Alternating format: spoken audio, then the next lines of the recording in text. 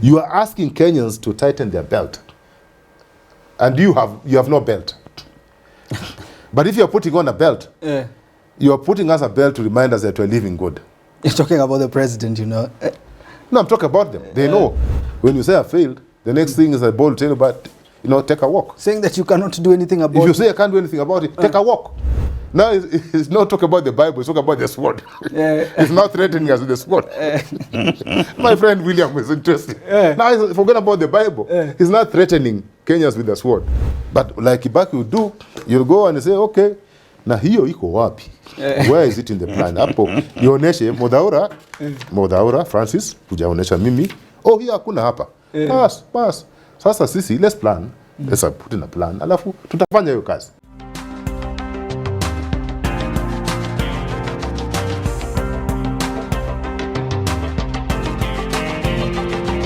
Merry Christmas to you and welcome to Jadiel Kabiro Unfiltered. I hope you are safe and at the comfort of your homes with your family, or if you're in your vacation, I hope you're doing well. I like politics because everything that we do, most of the things we do, is influenced by politicians and the governance of this country. If you look at your budget for Christmas, it probably has been influenced by the governance of President William Ruto. Some in a positive way, others in a negative. For positive, they will say, why it not for Ruto?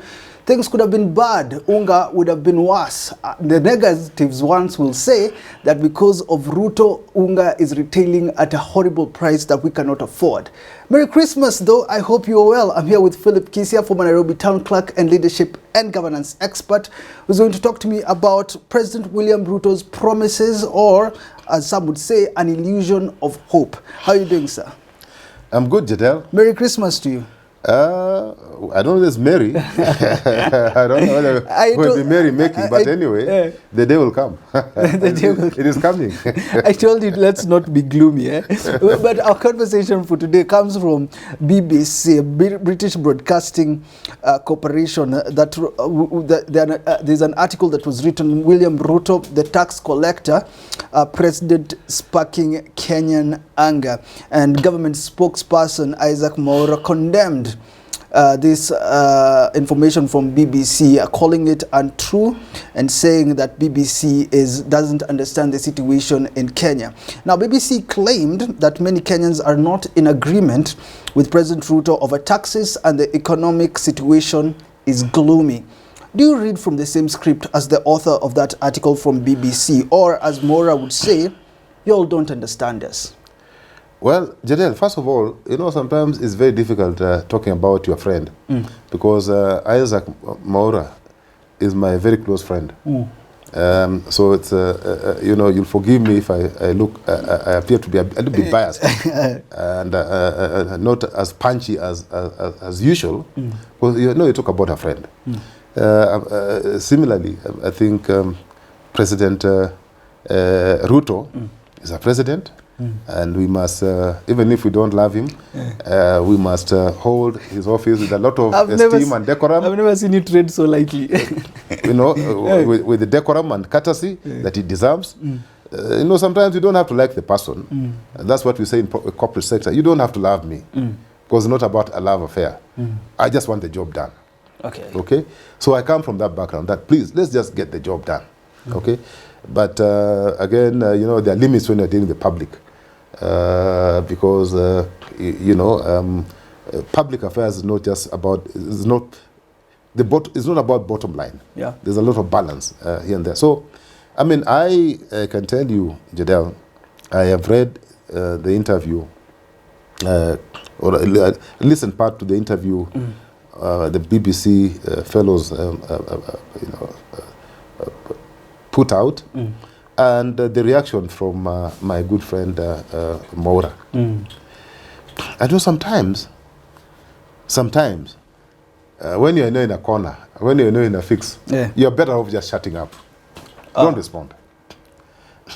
By responding, you even now put us in a position where we have to interrogate you even further.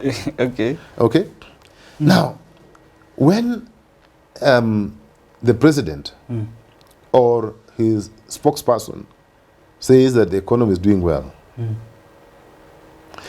The economy cannot be doing well if the basic fundamentals have not been dealt with.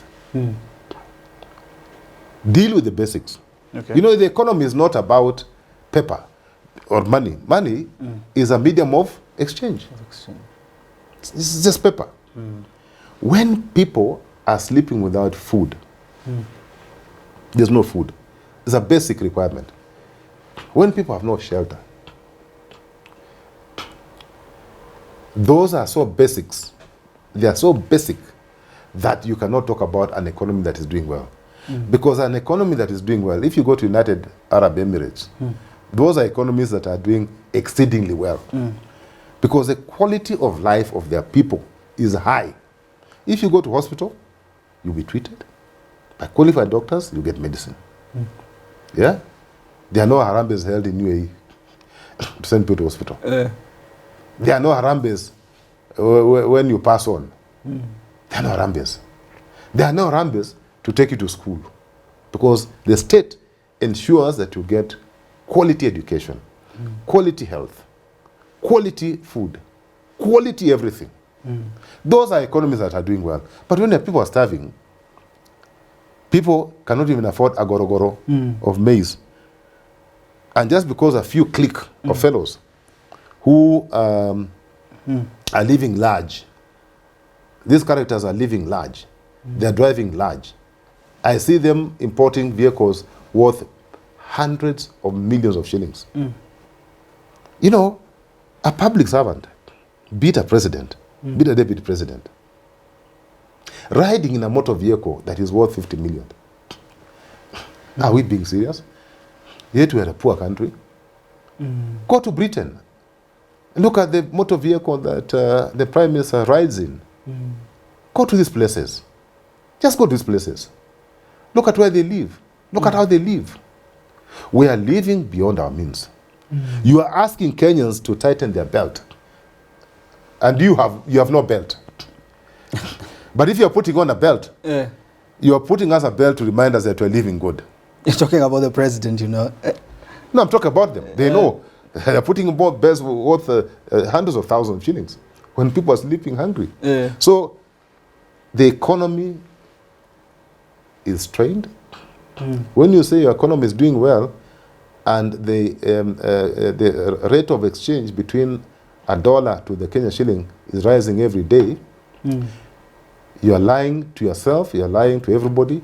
When the cost of food is increasing by the day, you walk to any supermarket and show me where oil, cooking oil, has reduced in price. Show me fuel. We have now even, they even are attempting to make us forget that they are promised that they will ensure that fuel is retailing at 100 shillings. They are trying to make us forget by giving us some small little reduction of 50 shillings instead of 100 shillings reduction. Because the barrel, the price of a barrel has gone down by more than half. Why are our prices still high?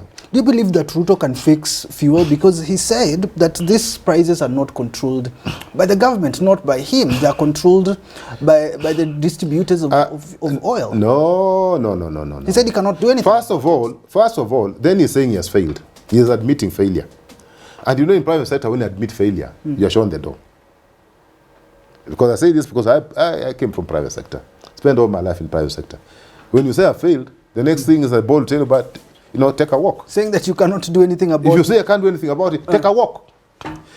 The price of the barrel, price per barrel, is in the you can Google. Yeah. I think it's about $70 per barrel. You can check. It's almost down by almost half. The neighboring countries over the world have reduced the cost of fuel. It is only in Kenya you are giving people a reduction of 5 shillings and you want us to smile about it. We are not smiling about it, we are frowning. You are not going to continue lying to us that the economy is doing well. The economy is doing extremely bad. It's doing terribly bad. We've never had a situation like this before. And I am 60 years old. And I can tell you for free that we are in bad space. His own minister for finance, my good friend Professor Ndungu, admitted. He said, you know what, we're not doing well. We're in a bad spot. His own chief, my good friend, Musalia, Prime Cabinet Secretary, my good friend, Musalia, he said that you'll and I like this man for honesty. I like him for his honesty. He said 3 years. His boss told us when I put down the Bible. Now it's not talking about the Bible, it's talking about the sword. It's not threatening us with the sword. My friend William is interested. Now he's forget about the Bible. He's not threatening Kenyans with the sword. From Bible to sword. From the Bible to a sword. Is a man serious? Certain jokes should not be taken for granted. But one is for dealing with corruption, and the other is for it is not his job to deal with country. corruption. He has no business dealing with corruption. Corruption, there's an institution called EACC. And then there's DPP. Those are the institutions that his job is to govern and provide leadership. So and provide resources, those institutions, to do their jobs. Here, what business they have to fight corruption? The only thing he can do, if there's sufficient evidence that the people he has appointed, cabinet secretaries, principal secretaries that are involved in corruption, let them sack. We're not seeing sacking even one. I think there's one is sacked from the Ministry of Health, one PS. I don't know I don't know why she was sacked, but I think she was sent home. But I have not seen William taking any concrete action. Yet we know this oil, Mama Pima thing, this Mama Pima thing, is a scam. No action. We know there are loads of corruption. There's problems everywhere. But nothing else. Why can't he sack those characters first so they can take him seriously? We're not taking him seriously. We know he's not about. We're talking about Prime CS Musalia Mudavadi, who said Kenyans to bear the burden for the next 3 He's honest. years. You know, there are two people who are honest. Deputy President, let me just finish. Deputy President Rigathi Gachagua says it will take up to 10 years for Kenya to be economically stable. You know. Ruto says we are there. We are there. You know, Ruto must count himself very lucky for having 2 honest people. The son of Hannah, my friend, Musalia, he's an honest man. He's honest. That's his nature. At least said, please give us 3 years. The boss saying no. When I put out the Bible, he exchanged the sword. Then he has a very honest, he may appear to be serious. But let us appreciate Rigathi for his honesty. He is saying, with this current administration, to fix the economy 10 years. For heaven's sake, these two are an asset to President William Ruto. Let him lower down Kenya's expectations. Rigathi has made it very clear that this administration will need 10 years to deliver anything. Musalia says 3 years. 3 years. Then what you are a leadership and governance expert. When you see contradiction from the president, Musalia says 3, Rigathi says 10. From where you sit, when you see these contradictions, what do they mean about the executive? Let's start there. It means that it is not cohesive, that they are not reading from the same page, that they are disjointed. That I don't want to be unkind, but they don't know what they are doing or what they are supposed to do. Because if they knew what they are supposed to do, they will have a script. They'll have a script. And when you have a script, you can be woken up even at 1 a.m. in the morning, and you go to the script and say A, B, C, D. The following day, you go to the same script. But these guys seem, either they don't have a script, or everybody has got their own script. So, please, save this country by having one script. And I've said this before. I even told my other friend, the son of Uhuru Jomo, I told the son of Jomo that please, don't have this mentality, the one I call zero approach mentality to management. That you want to start from afresh. That you think that those who are there before you did nothing, they had nothing to offer, and therefore you want to start from zero. You know, when you start from zero, you start building from zero. But when you start from some foundation, you take off. The takeoff is much higher. You can imagine if you're flying an aircraft. You, and we're flying the same equipment. You are still in a runoff. You're trying to tax. Me, I've already done maybe 1,000 nautical miles. I've already done. Yeah. and have a co-pilot, and I say, I'm now feeling sleepy, you take over. Do you think you'll ever catch up? No. Me, I've done 1,000 nautical miles. We're doing the same equipment. Do we ever catch up? No, you can't. So this mentality of starting from zero, and that's a mistake.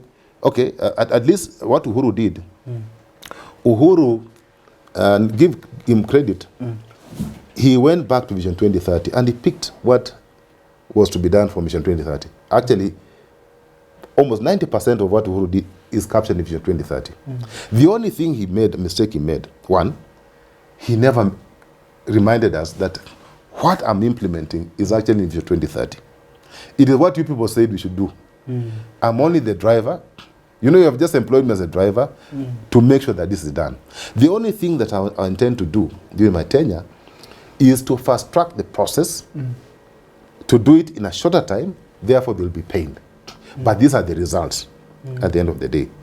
Do you agree? Can we bear with me? Kenyans will say either yes or no. So do we step down? They say step down. They say no, Kaza Kamba, we go. Now William has come, and he wants to start from zero. It's like nothing happened. I'm starting from zero.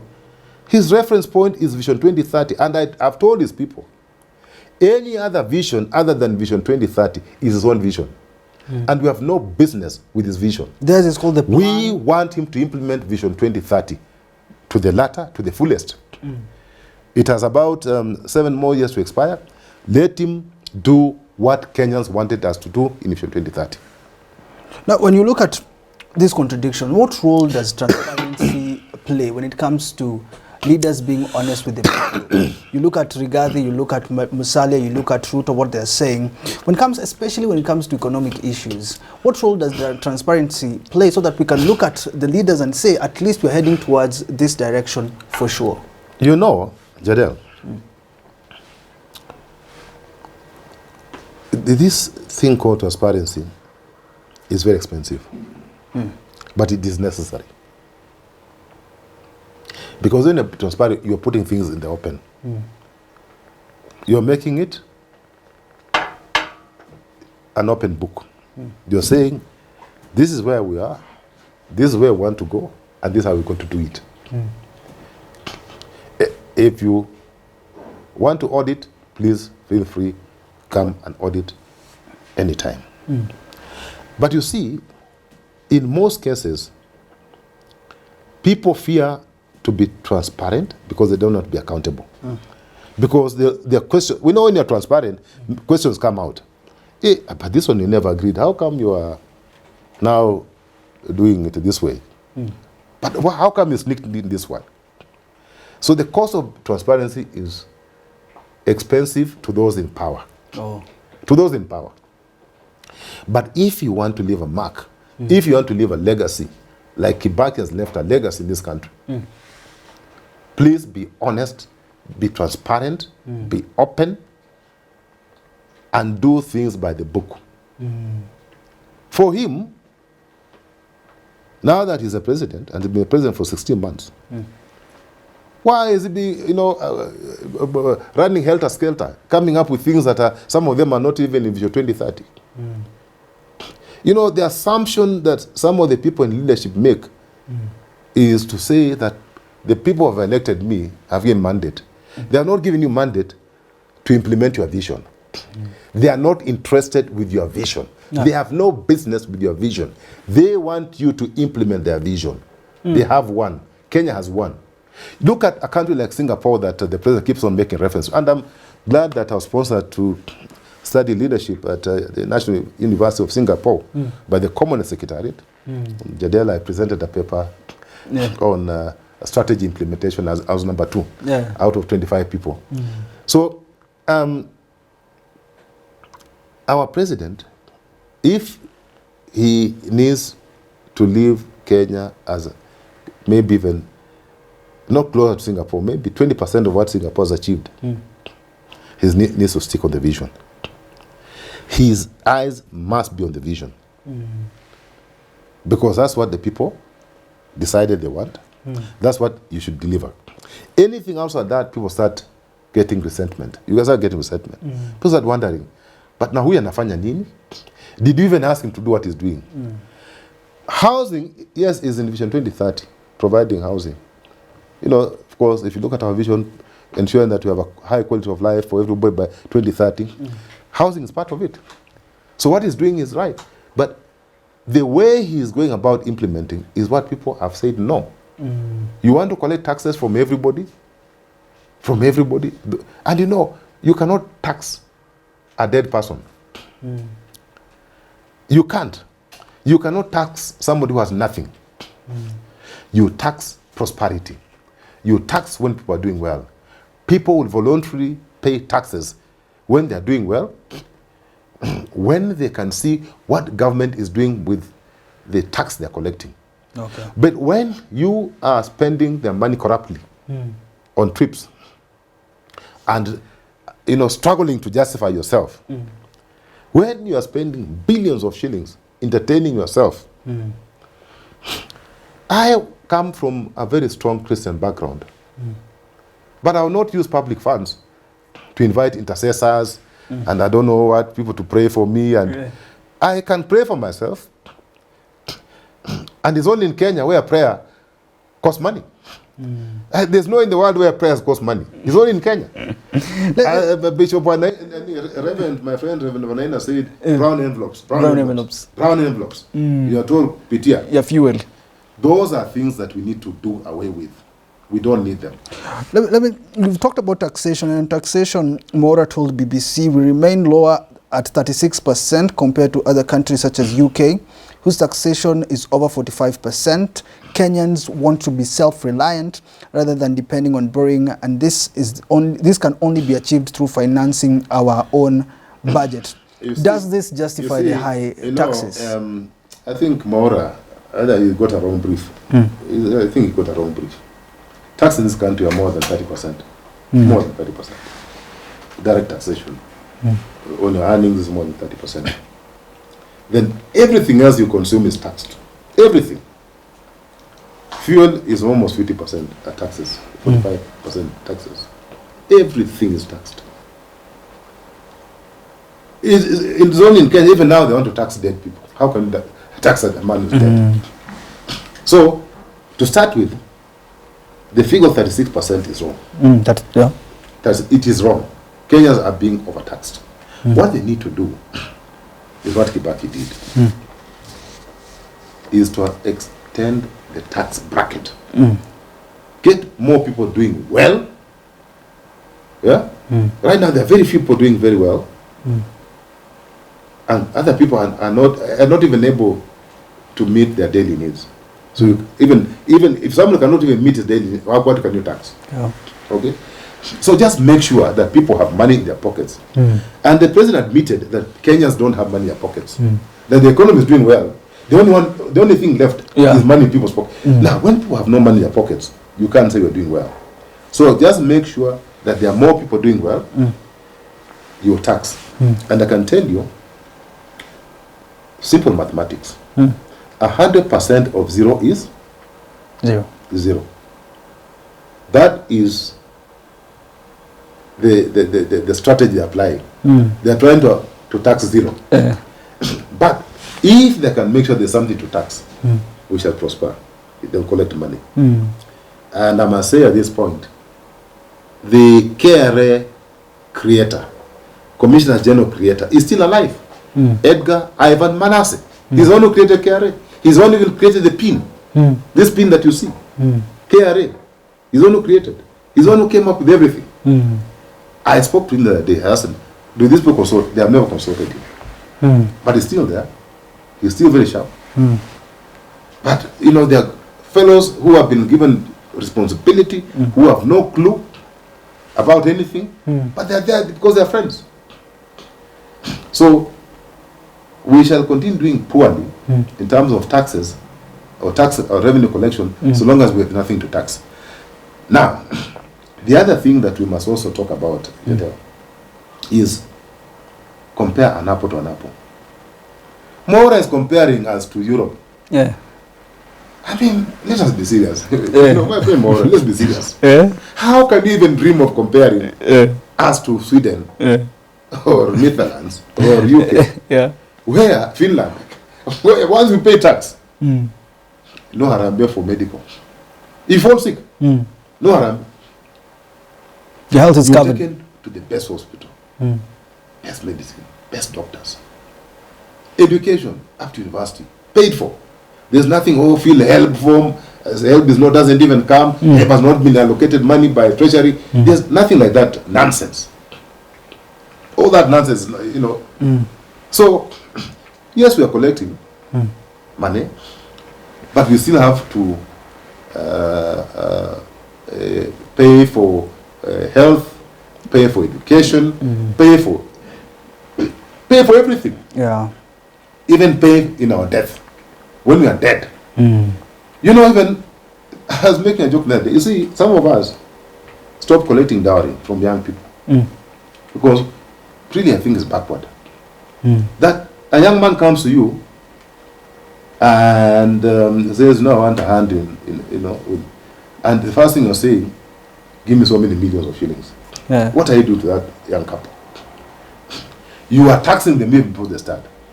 So some of us have stopped with done that nonsense of collecting. Now this government. Now look at United Arab Emirates. When you get married, they say you get married. Oh, okay. Here's a house for you. Here's a car for you. Here's money for you to start up your life. Yeah. Here they are saying, There's a ticket. even if you attempt, if you see a beautiful girl, and you make an attempt, to officialize that arrangement, to get a paper, you pay 150,000. Are we sick? I think we are sick.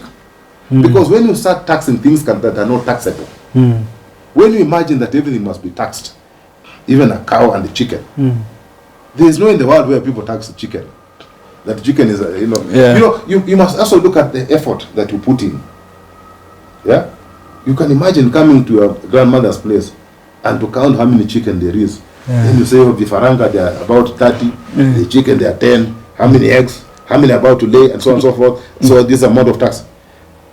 The hassle of even the pain that you go through, trying to collect that. Save yourself that pain. Focus on other areas that can produce better results. One of the few things that they're optimistic with is the tourism sector. Mora writing to BBC that visa-free entry that will begin next year in 2024 will attract 2.5 million visitors and short-term 4.5 million between 2026 and 2027, doubling the tourism revenue by 200%. In 2024, even as you give policy measures that you expect from Ruto in 2024, how about tourism? Visa-free, what do you think about that? I happened to have been a tourism captain for many years, 2 decades. And there are certain fundamentals that you must deal with before you start talking about cracking numbers. Number one is a product. Do you have the product that you want to market internationally? The answer is yes. Kenya has one of the best products that you can market. Number two, do you have the resources, the manpower, money, management information system, marketing, management to market that product? Let us look at how much Kenya Tourism Board has been allocated to market Kenya as a tourist destination in this fiscal year. Is peanuts. Let us look at even the projections for 2024-25 is peanuts. Do you think people just come to Kenya because what? The other competing destinations. Within Africa, there's Morocco, Egypt, Tunisia, South Africa. When Rwanda is coming up. Rwanda is a small destination, but it's coming up. They are spending billions of dollars to market their destinations to attract tourists. Here, we think tourists will come because we have some lions in our national parks. It takes a lot of effort. It takes a lot of effort to market a destination. Let us look at the blueprint. I would want Mutua to face the Kenyans in his eye, in our eyes, and tell us that he has sufficient resources to market Kenya for the next 3 years as a tourist destination. He has nothing. The minister has nothing. KTB has nothing. In fact, for a long time, Kenya has been marketed as a destination by the private sector. But you know, private sector is limited in terms of any resourcing. The destination must be resourced from the national kitty. We market Kenya as a tourist destination. So when you hear... We spend nothing to market the destination, and we're expecting millions of shillings. Now, Manyora is saying, I think right now, we are not even more than 1.5 million arrivals right now. You're talking about doubling that figure next year. What have you done to double those figures? Have you marketed? Which trade fairs have you attended? The other thing that you must look at is that in tourism, you know, the turnaround, the lead time to sales, depending on the destination that you're marketing in, the source market, is between 12 to 18 months. People in Europe, in Asia, in the Americas, make their decision to travel to a destination 12 months in advance, 18 months in advance. People have already made that decision. So are you going to call witch doctors? Are you going to get witch doctors? That is talking of 2027, 2026. Are you going? He's talking about 2024 next year, in a few days. Is he going to witch doctors to get us the tourists in Kenya? What magic is he going to use? He has not done work. We have not worked, but we expect to reap. You must work to increase your numbers in tourism. We must take, for a long time, the tourism sector has been given the worst brains. In fact, no brains. I think when you want to reward somebody, when you want to reward somebody, you know, non-script, you know, just somebody, you want to give a flag, you want to make a pier or something, some of the ministries you look at is tourism. Tourism is a revenue-generating ministry. It must be given the seriousness it deserves. You must allocate money. You must give us the best people to manage the sector. Starting from the minister, we need seriousness, the PSS that are involved, and all the tourism players. But if you just give us some, you know, people who cannot even, you know, go to the international podia, to the trade fairs, and represent this country. And other destinations are sending serious people, you know. People understand the product, people can, you know, market. And marketing is a discipline like any other discipline. You can't just, I mean, everybody has got their own training. So if you're talking about marketing in Kenya, for anything, please give us people who are competent, people who are qualified, people who are committed. But don't bring us these fellows who have nothing to offer us. Some of them are even total failures. And you're saying, oh, now that our numbers are going to grow. How are numbers going to grow when there's no investment? Our numbers will grow even. Secondly, the infrastructure. You want to double your arrivals. Have you built the hotel rooms? Have you built them? We don't have enough hotels. I'm just asking you a simple question. Don't we have if anytime we have a conference in Nairobi here for 8,000 people, you see the mess we normally end in. Just 8,000 people. Now you're talking about moving from, I don't know, 1.something million to about 2.something million, doubling the number in another 1 or so years. Where have you built the beds? Government does not build hotels. It's the private sector. What have you done to encourage investment in the tourism sector? What have you done? By increasing taxes? By taxing them?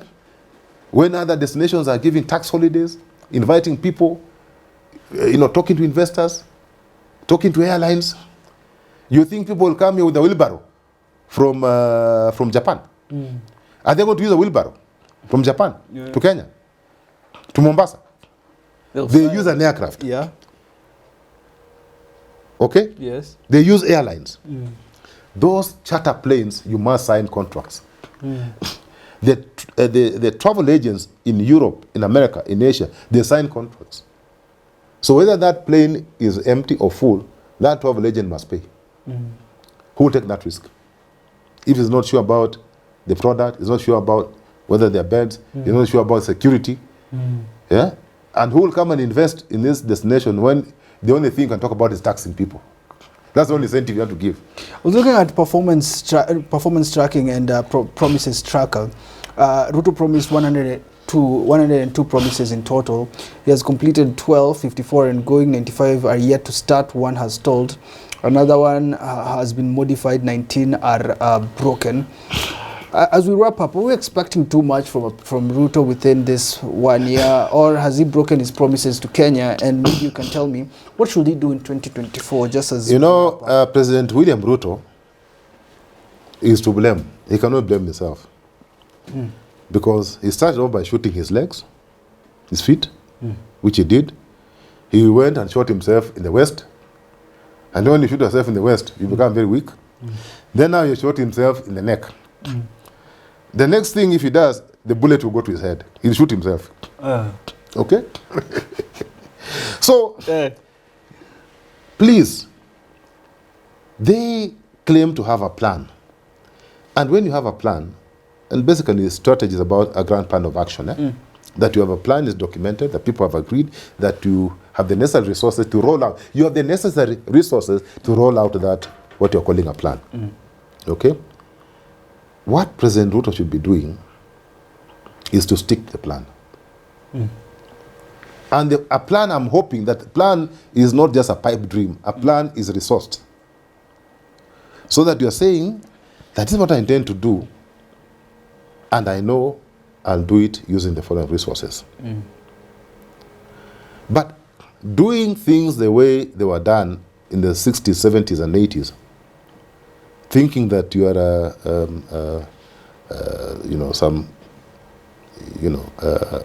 an emperor, that you can make roadside pronouncements, that, oh, mumeniuliza barabara, oh, hiyo nitawapatia. Those are things that happened during, they ended with Moi. Mzee Moi. Yeah. Roadside pronouncements. If people come to you in State House, it is good for them to come and visit the head of state, to pray for him, to encourage him. But like Kibaki would do, you'll go and say, okay, na hiyo iko wapi? Where is it in the plan? Hapo, nioneshe, Mudaura, Francis, kujaonesha mimi, oh, hiyo hakuna hapa. Pass. Sasa sisi, let's plan. Let's put in a plan. Alafu, tutafanya hiyo kazi. But don't just write and say, I'll do it. Because the money, the resources that you're using to implement are not yours. They must be collected from Kenyans. They must be budgeted for. They must be approved. And then you roll out. So let him stick to a plan. Finally, let him stop behaving like a super god. Thinking that you can do what is impossible. He's human. Let him just remember that as a human being. And human beings have certain limitations. You do not have more than 24 hours in a day. There are 24. You cannot work for 24 hours in a day. You will die. You will utakufa. And we shall bury you, and life will continue. Just know that you are a human being. That these are my limitations. If there are certain promises he made, he should not stop over-promising. If there are promises that the president made, he should now be very honest and candid, and put it very politely. Not talking down to Kenyans. Not saying, oh no, I was going to do it, but the world economics, I don't know what. No. Say, I promised. And I was doing it in good faith, my fellow Kenyans. Do good faith. I had every good intention to do this job in the manner that I thought would be best for Kenyans. Kimeumana. Kimeumana. I plead for your indulgence. I plead for your forgiveness. Forgive me for having lied that this is possible, because nimeenda hapo na kweli kimeumana. And let him go and look at President Emilio Kibai's notes. He never spoke. You know, even I want to stop this 411 because every minute now so and so said, President Ruto said, come on, the president must be measured. Measured. Let him disappear. Let him keep quiet. Say, hey, is our president okay? Then he comes up. Hey, people will be waiting. Yeah. People will be waiting, anxious. Where is the president? And people will be glued on the TV. Hey, let's listen to the president. But when it's every day, who wants to see your face every day? Well, that's the advice to President William Ruto for 2024. It's Christmas Day as we wrap up. Kisia, final message to Kenyans. This year, actually, I think this is the last time I'm hosting it this year. Now, for Kenyans, I keep on saying that I know you've undergone a lot of pain. You've undergone a lot of pain. The taxes in this country are unbearable. Things have gone south. You're almost losing hope. I plead with Kenyans. I plead with Kenyans not to lose hope. Because when you lose hope, that's the last thing that you have. You are as good as dead. Let us keep hope alive. Thank you, and may God bless you abundantly in 2024. Thank you for tuning in to Jadiel Kabiro Unfiltered this Christmas season. I hope you're well with your family. If you're alone, I got you. We just had more than a 40-minute conversation with Philip Kisia, former Nairobi Town Clerk, Leadership and Governance expert, told me he was a CEO, the CEO of KICC. He has said it as he said it without mincing his words. He said President William Ruto should disappear for a while so that Kenyans would want to listen to him.